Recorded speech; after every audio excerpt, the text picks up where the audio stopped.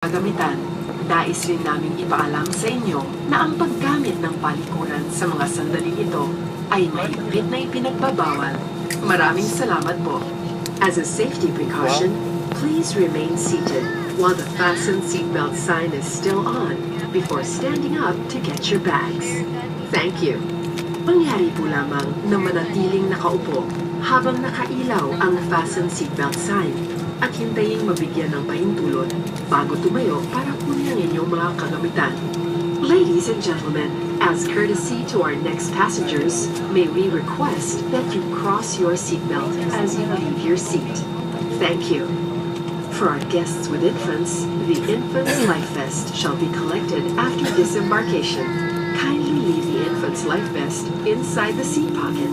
The unauthorized removal of the life vest from the aircraft is a criminal offense. For your safety, please walk through designated areas at the ramp as directed by our ground personnel. It is prohibited to walk under the aircraft wings. And please refrain from taking pictures at the ramp due to the busy ground servicing activities. Thank you. For passengers with onward connecting flights on CEBU PACIFIC or CEBGO, please proceed to the transfer desk located at the arrival hall. For assistance, please approach our ground personnel upon disembarkation.